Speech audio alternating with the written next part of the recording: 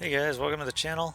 So I'm going to start doing something that I'd been meaning to do for a while now, and that's kind of a gameplay analysis video for a winning game to kind of show how decision making can play a big impact in whether or not you win, and really give players that are even just average or subpar mechanical skill the ability to claim those wins. Um, I sit between 8 and 12% win rate despite having subpar building skills and what I would call average mechanical skills. So we're going to jump right into it. So we're dropping, and we're aiming for Salty Springs. I'm going to go ahead and pause it here for a second, um, and let's talk about the bus route. So the bus is going southeast to northwest, and there's a couple different ways to decide where you're going to jump. Um, the most obvious places, the places I would call the tier one locations, so places like Retail Row, Tilted Towers, um, depending on the path of the bus, Pleasant Park and Greasy Grove, those are going to have the majority of the players landing at them. They're great to land at if you want to boot camp, which is to say, if you want to land and fight a whole bunch and get really good at killing people, which is something that I highly suggest you do.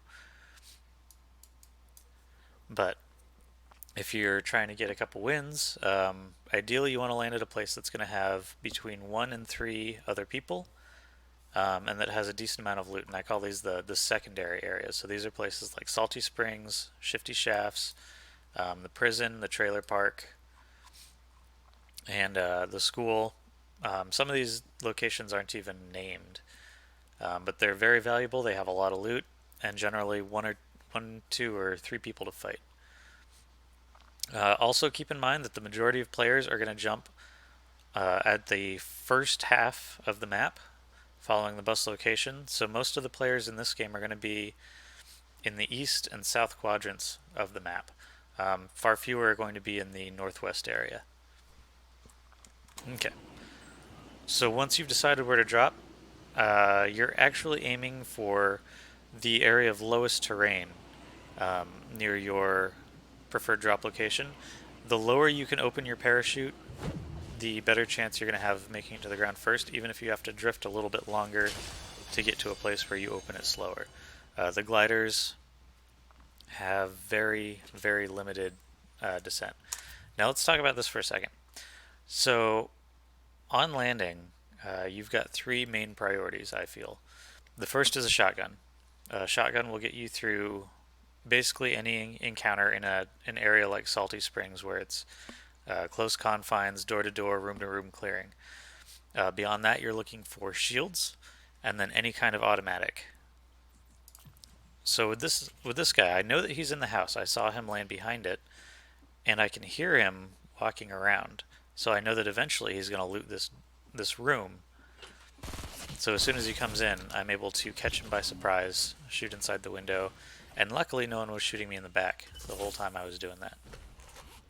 So now I have a shotgun. I have kind of an automatic in the burst rifle. I have some meds, but I don't yet have shields. So I'm a little bit cautious when it comes to taking engagements. And right now, I'm just looking around trying to pinpoint where the other people that landed here are, because I know there will be people. So here's a quick tip. When assaulting a building that might be occupied, build up. Height advantage in this game is huge. So anytime you can potentially get a vertical advantage, even if you don't know whether or not someone is there, it can really set you up better for the fight than if you were trying to shoot up or climb up to them. So again, I'm not a 35% win rate player. I can't go into an engagement knowing that I'll walk out of it 10 times out of 10. I have to kind of plan my engagements. So at this point, I start hearing some movement in the house, so I'm fairly sure the house itself is occupied. And I want to take this early game fight because the best loot after your initial house actually comes from other players. The more fights you take and the more fights you win, the better loot you'll have in this game. You don't necessarily want to avoid fights. And here, I'm actually going to rewind for a second. So when I shoot at this guy, See, I notice he jumps down, and I notice that there's a door near him. Generally, when you see a player near a door, they're about to go through it. So if you aim at the door and fire, they're generally going to walk through your fire. I managed to wing him once or twice, which may come important later. So at this point, I'm fairly sure there's someone in here, and I want to get the best possible cover advantage on them. And I picked up some grenades, so I'm going to go ahead and chuck a few of those. Grenades are not useful in your inventory. They need to be used. And if you heard that, I'm going to rewind it. Listen very carefully on that last grenade blast.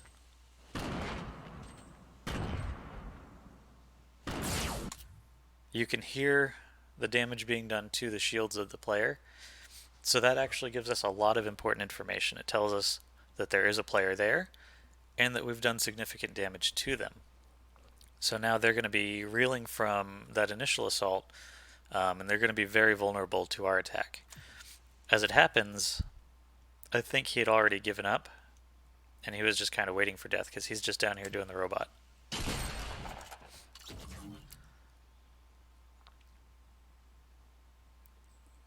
Now we're still lacking shields, but we find an important item down here. We find our first long-ranged weapon. So kind of the 4 keys to victory, I think, in this game are shields, a sniper rifle, building supplies, and then a solid close or medium range weapon. If you have all 4 of those, then you have all the ingredients you need to win a game. Explosives really help as well, but I would say that they're not as critical. But for a player like me, who doesn't have the mechanical skills of a top streamer, my big focus is going to be on keeping people from closing the distance to me to win those shotgun battles where I don't really excel. So in here I'm just shielding up, kind of deciding my next move, and taking a look at the map. So looking at the map, we know that most of the people are going to be in the east. There's still a couple more people in the town with us. One of them I know about, these other 2 I don't. And we have plenty of time to kind of start moving in.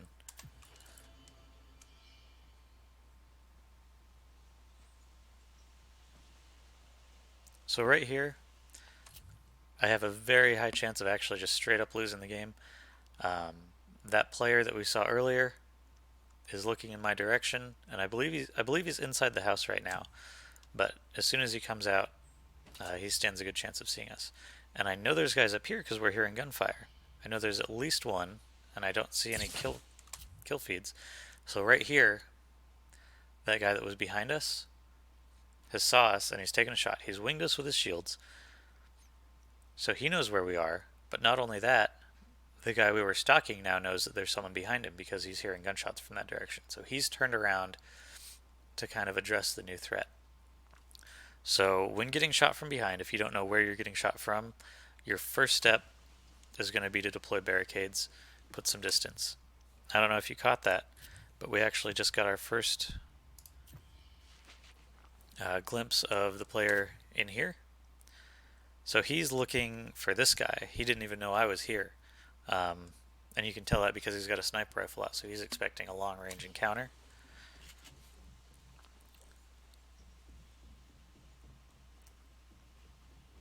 So what I'm doing here is I'm just trying to keep the height advantage. When I'm on top of the building, I'm going to have a advantage over the other players.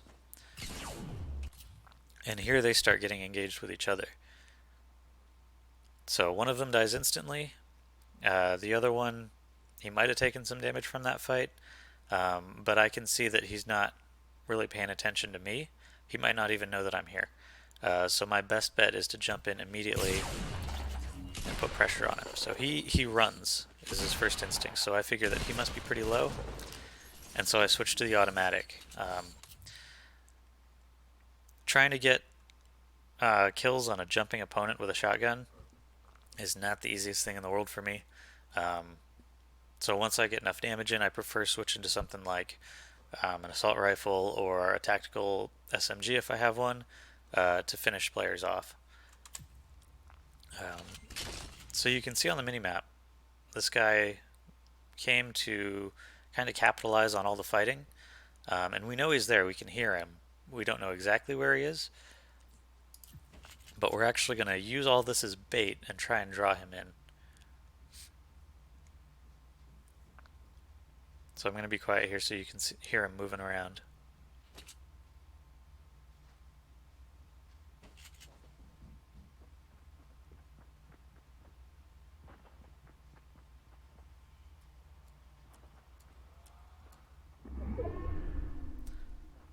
And I'm being very still so that he doesn't hear my footsteps.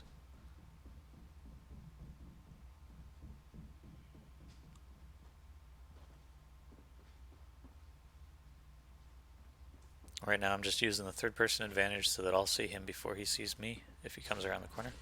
Now at this point, he starts breaking down this wall and I have a couple options. The first option is to run out the door, run around the corner, and try and get a kill on him. The second, kind of the more cheeky option I feel, and the one I ultimately try, is I wait for him to bust down the door, and watch this. I shoot it where I think he's going to be, but instead he's over to the right, so I miss that shot, and he jumps into the room. I'm pretty sure he knew I was in there. I'm not sure how, maybe I made a little too much noise, and now it turns into the worst kind of fight.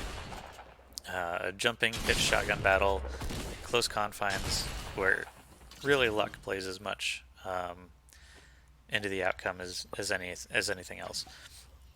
Now this did take me down to about 50 health, so I decided to heal up. I used one of my cozy campfires, which was kind of foolish since there was a health kit sitting right here.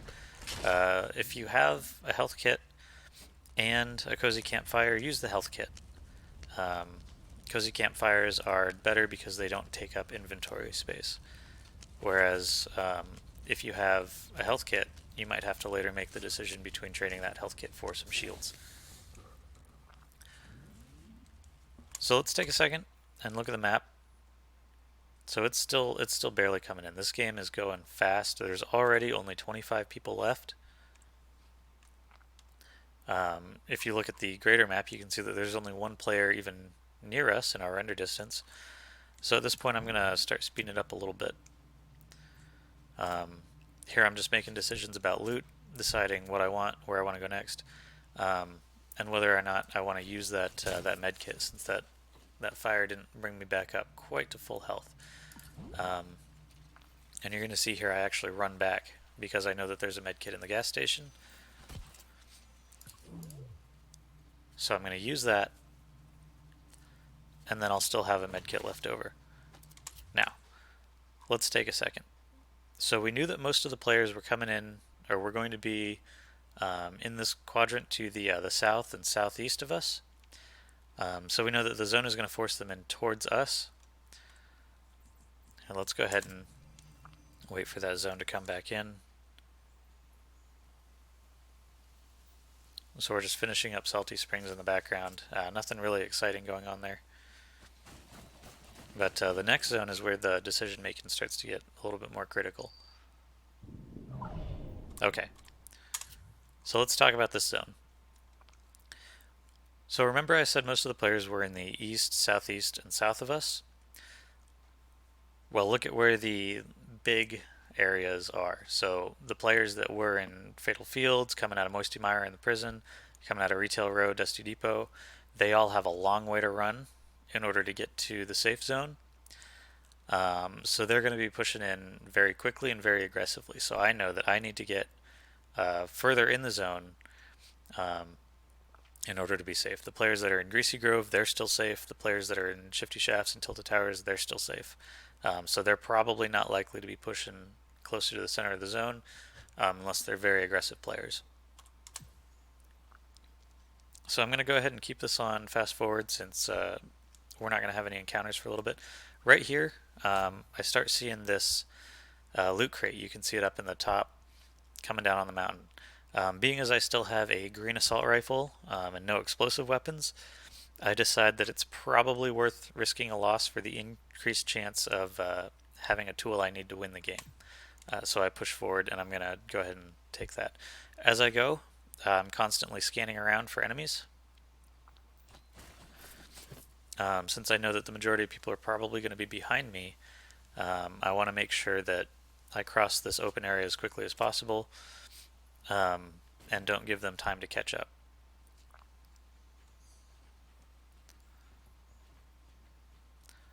So a lot of players make the mistake of looting a crate first off, but anytime you're in a new location you haven't secured it, your first essentially goal is to get some safety walls up. So now we've transitioned kind of into the late game. I'm actually going to move to the third person camera. So this is what we're dealing with now. There's 15 players left.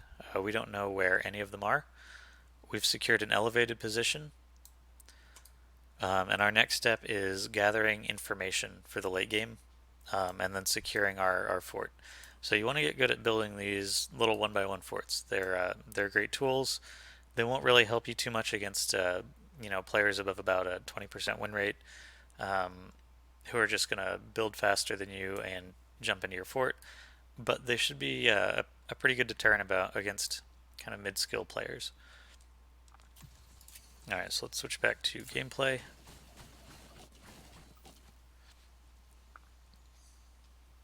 So right now I'm just waiting for the zone to come in, trying to keep an eye out, making sure I don't get complacent, making sure I check all my angles. So let's take a look at this screen for a second.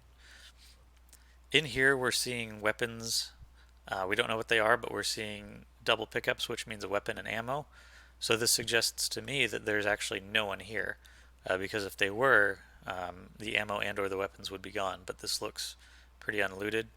The only thing we see is a player-made structure in the very back towards the houses.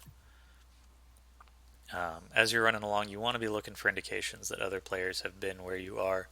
The best indications are player-made structures, open doors, and weapons without accompanying ammo. Knowing where players are is going to help you keep yourself from getting caught off guard. So I'm still not really seeing anyone. And if we look at the map, there's really not anyone near us. There's only two people kind of within our engagement range, and both of them are out of the area that we're currently in, so they're not a huge concern at the moment.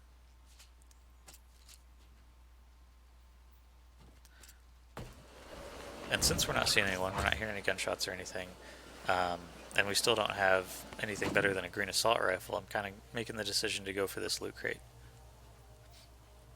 Now, when you're getting a loot crate that's at the base of a bluff like this, your biggest threat vector is at the top of that bluff. Anyone can look over the top and shoot down at you without you really being able to effectively return fire.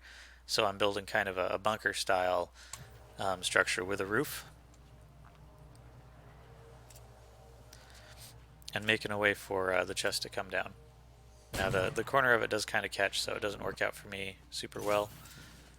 Now, let's take a look. We get a shield from that. Totally worth it, since we didn't have to engage any players. We already have the grenade launcher from the previous chest, but even more valuable is the trap. So traps are very, very underestimated in this game. And since we've also got a gold grenade launcher here, we have bait for that trap. A trap with bait is going to be much more successful than a trap without bait. So if you can bait it with something like any kind of gold weapon that they'll come and investigate, or a small shield, even just a stack of one small shields, will bait people into a trap a lot. So now I'm coming back up through the same route, building back up, and getting back in my fort. So I make kind of a tactical error here in not removing or inhibiting any way to get in that door. It ends up not biting me this game, but just be aware that if you build a door in your fort, other players can use it too. So let's take a look at the map. The zone's starting to come in, and we can see that players are starting to filter in from these areas. Here's another one. So the majority of players coming in from the south and east, like I said. And these are kind of the ones that we have to worry about. So right now I still don't really know where anyone else is. We're down to the last 6 players. We've had quite a few fights and we're pretty well geared for the end game. Um, this guy I notice immediately because he builds the porta-fort. Um, Porta-forts are great items. They give you a lot of cover. Just added in this recent update. But people tend to stick their head up a little bit too far above these ramps. And that's what I'm kind of looking for with this guy. So I'm going to slow it down a second to real time. And you can see that while the ramp is, or while the fort's being constructed, you have a pretty good idea of where he is. And I'm going to rewind that just a second and see if I can slow it down. You can see on my screen where he pops up, and I'd misjudged the angle of my shot um, just a tiny bit, and end up impacting the corner of his fort. So you can actually see a sniper rifle clipping through the corner of his fort, so you kind of know where he is.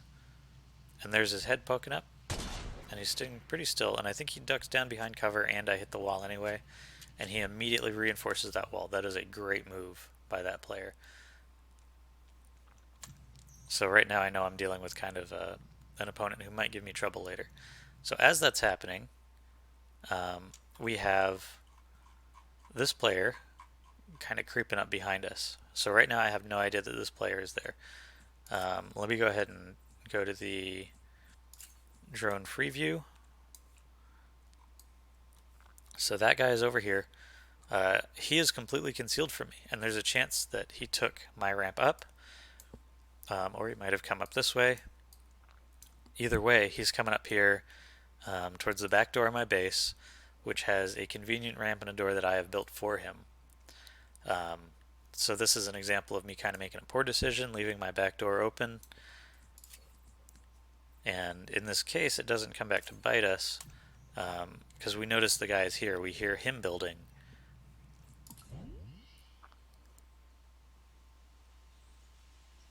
And I remember that, there's more opponents and I can't afford to get tunnel vision. So right here, let me see if I can get it.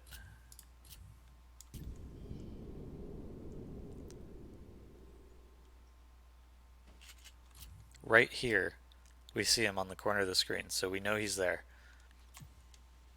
This is the first time that I'm seeing him, and since he's pushing me, I immediately want to present a threat to him. I don't want him to feel like he can continue to be aggressive and continue to push up to my fort without getting punished for it.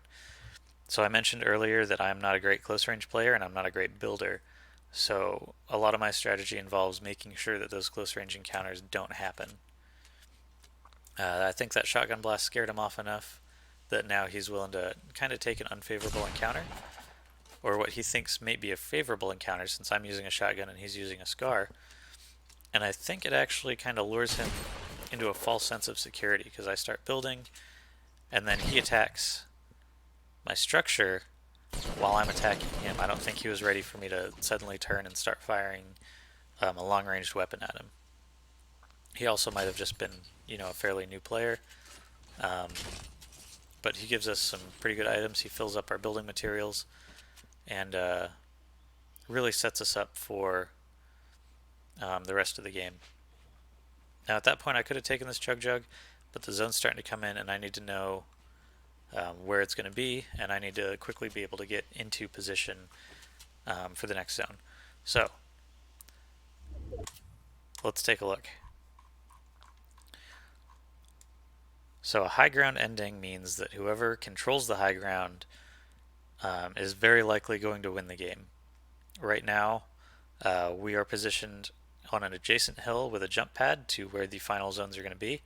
And I don't know where any of the other players are, but I can see the top of the mountain, and I know that there aren't any at the current high ground. And so my next step is going to be to essentially get over there and get established and force everyone else to come to me in order to gain that high ground. Now, if they all started lobbing explosives at me, that would of course be a bad day.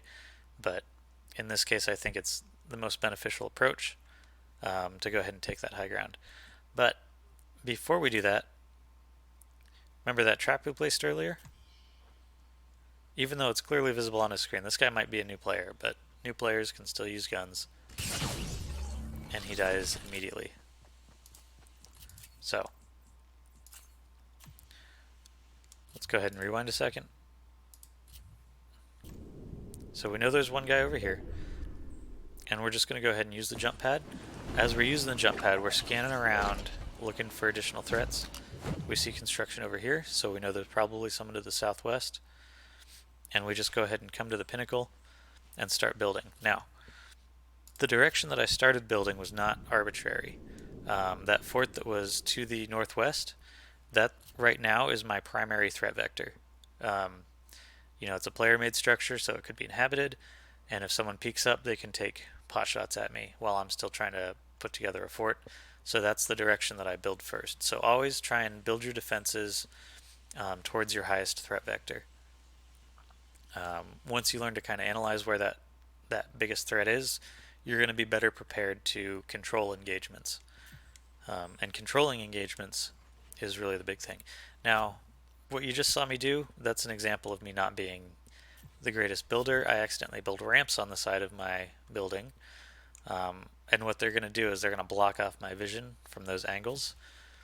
So after that poor decision, I make a second one, and I come up above my fort to shoot them down instead of just building a window in my fort.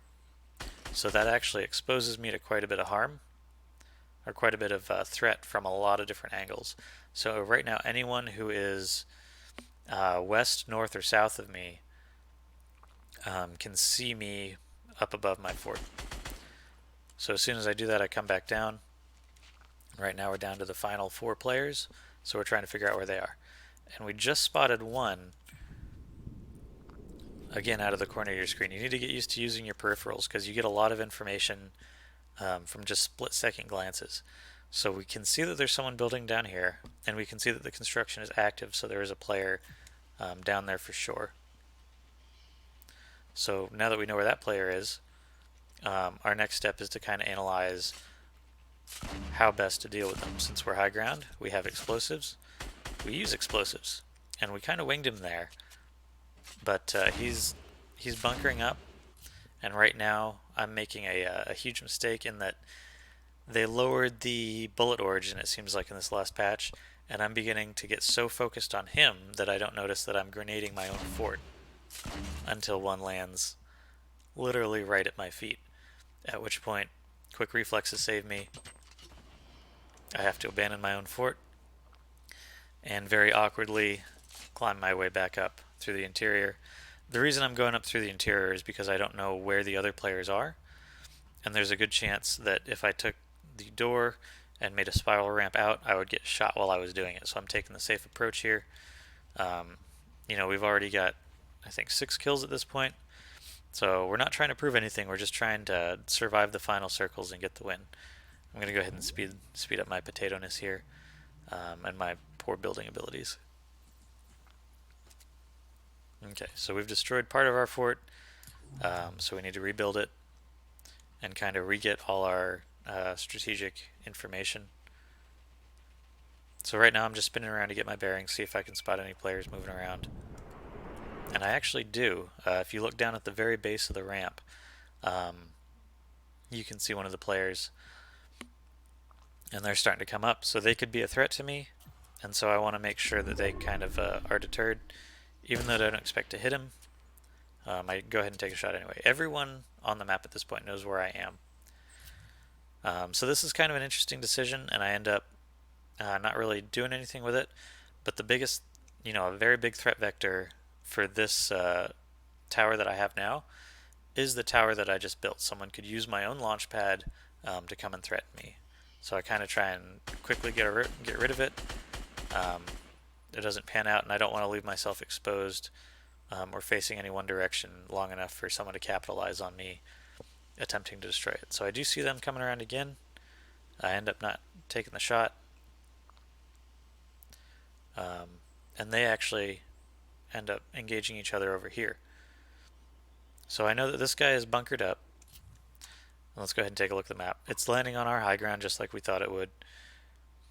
We have one guy who's right in the middle of the zone, and he's completely turtled up.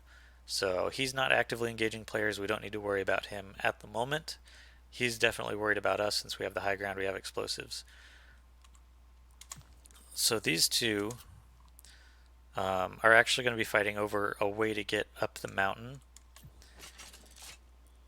And I've watched this replay, so I know a little bit of what goes on, but I'm still trying to give it mostly from my perspective.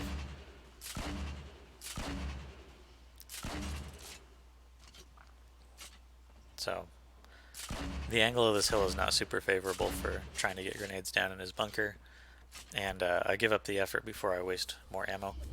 At this point I start hearing fire over here. So the zone is moved. This guy is now in the center of it, so he thinks well positioned.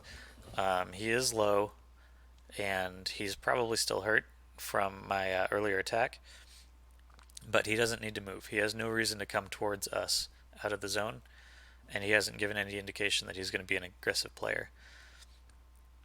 These other two players to our west, we hear them engaging, so the first thing we do is we switch our ramp direction so that we can have better cover when we're engaging them, and I see them fighting. So I just try and take a couple pot shots. I'm not really trying to kill either of them. I'm just trying to make sure that I do a little bit damage. Any damage you do here depletes their resources for later in the fight. This guy is boogie bomb, so I knock him out of it because I want him to be able to continue to damage this other guy. The lower they are when they're entering the final circles, the easier my job will be.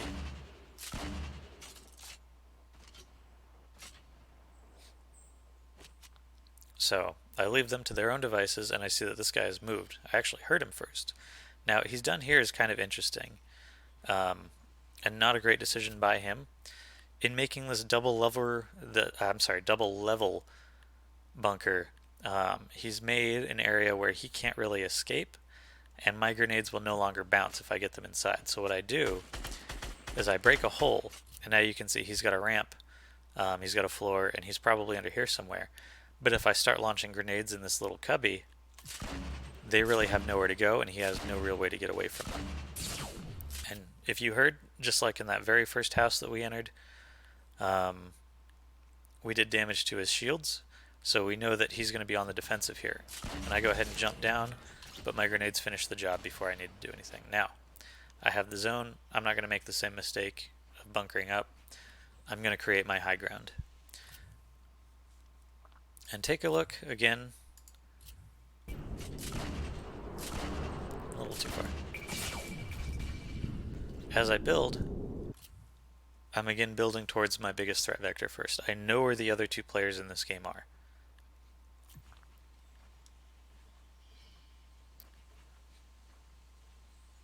So you always want to make strategic cover, and it always needs to be useful to you. Now, in our new zone, our biggest threat is now the structure that we built previously.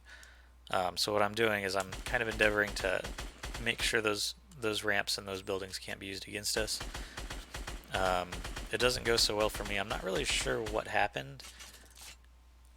My grenades just didn't quite do the job in time, and you'll see what happens here in a second. I think they started kind of, just bouncing off and not actually doing damage. So right there, I'm just leaving myself a back door in case someone manages to get some grenades kind of in my fort. I'm high enough that I could take damage. And see, now my worst fears are coming true. This guy built right up to my fort, and just from watching him build, I can tell that he's much better at building than I am. If he makes it to close range, he will probably kill me. So right now I'm just trying. So here's a quick snap-second decision. As soon as I see him pop up, I saw the hint of a long barrel, so I know he's got a sniper rifle, and I know I need to do something immediately. So I switch from my grenades to building, and you can see that he took a shot. It's not likely that that shot would have killed me, but that brick wall offered me cover, it offered me concealment, and it gave me about a 3 or 4 second window to kind of respond to his threat. So he switches and gets damage up. I just keep building. If someone's shooting you with an assault rifle and you have the building supplies, just keep building. So at this point, he kind of drops off because he realizes what I'm doing. I'm taking out the tower underneath him, and he's going to keep trying to push in a little bit. So right now he's still outside the zone. He needs to get to me. I'm on kind of the southern side of the zone, and he's on the southeast side, so he has to push towards me in order to get to the safe zone. He's feeling pretty confident, I think. You know, he's got his sniper rifle. And I don't know if you saw it. I'm going to rewind just a little bit. When you switch to the sniper rifle, you pull it out from behind your back. And if you're close enough to the lip of a wall like this, you can see the barrel swing up. So pay close attention when he builds, and you can see him pull out the sniper rifle right there. So now I know he's looking for another snipe. So he's going to be moving slow. He's scoped in, and I might be able to take advantage of that. So I'm using the hole in the brick wall to kind of get some information while I pull out my own sniper rifle, and he probably saw that the same way I did. Now this is a very risky play. Very, very risky because he's already got a beat on where I am. He knows where I'm going to be, so I need to get up, take a shot, come back down before he can really react. So he actually managed to get a shot off and it missed. Sometimes that's just how it goes. Maybe I jinked at the last second. Maybe he just thought I was going to come a little bit further and led the shot too much. But the end result is that our biggest current threat is neutralized. Luck played, I think, a significant part of this, but sometimes you need the combination of luck and the decisions that you made through the game to actually win the game. A lot of people don't like hearing that, but luck will make up for an absence of skill. So at this point, we actually hear the last guy crawling around below us. He's run in. He's probably wounded from fighting that guy and managing to escape, and he's not in a good position. So here we see him on the very top right of the screen, and he hasn't built. He is not building. He has a weapon out, so we want to capitalize on that, get some damage in, use our advantage, and we end up taking him down to secure the win before he can really react. He might have been a new player, as evidenced by his crossbow and his lack of building, but you know, if you and the last person are, if that's all there is, then that's all there is. If you can eliminate the bigger threats before they can eliminate you, that's really going to make your life a lot easier. Alright guys, so that's kind of my technical analysis of this game and some of my decisions based on the circle and how I thought players were going to move, how they reacted, and how I made an effort to control fights. If you liked it, don't forget to like, comment, subscribe. And if you want to see more of these, let me know. I'm looking forward to making use of the replay feature. Kind of help make these instructional videos. Alright, thanks for watching.